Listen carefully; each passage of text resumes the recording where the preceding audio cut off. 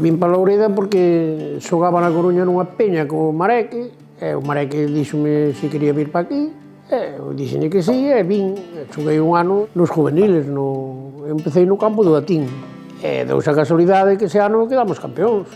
Eu era o chico da Coruña. Xa estaba metido o campanar na casa cando eu nací. De nena recordo, pois, por exemplo, meu pai andaba no Benito, e de ir a partidos, pero sendo moi pequena. Non. No campo do Atín, meu pai poñeme con un caldeiro a ir vendendo a bebida todo alrededor do campo, que eu era unha cría.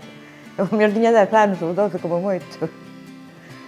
E para vender porque non tiñan bochinche. Eu para vir xogar aquí tiña que cambiar todos os domingos ou sábados o turno, tiña que terminar de xogar e marchar para a Coruña a seguir traballando. Unha vez terminei de xogar tiña que entrar, faltabanme 15 minutos para entrar a traballar, levoume Ernesto de rumbo e cando me descargou na Coruña ainda me faltaban 5 minutos para entrar a traballar e dixen eu contigo nunca máis vou. Pois era a secretaria, pois iba á federación, levar fichas, iba a buscar os xogadores para xogar. Era o que facía. Como o caso noso, eu penso que non hai ningún. Que non hai ningún caso. O noso casamento, pois, veu todo o equipo, absolutamente todo. Directivos, xogadores, a mulleres e incluso algunhas mozas, me parece, non? Caseime na iglesia de Loureda, co capitán do campanal.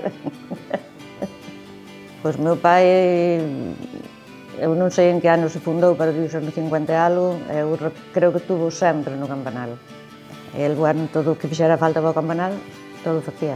O cubano era meu sogro, e un día díxome, tiñamos un partido un día, e dixo, que eu non podo vir que eu teño que traballar.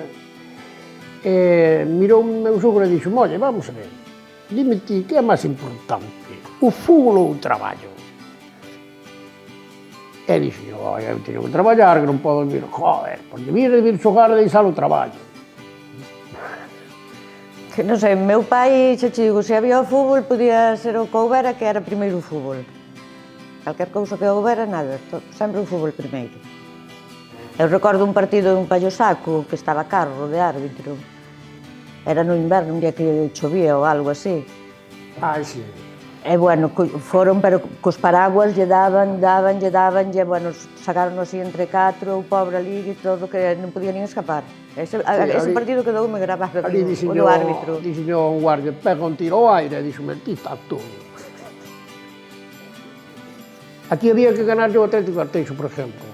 Cando se empezaba había que ganar o Pallosaco e o Larache, eso era o máis importante. Pero despois, claro, a rivalidade era co Oseiro, era co tal, porque había amigos, había tal, e había a xente de fora que se conocía, sabes, tirábanse piques e tal, e era con todos.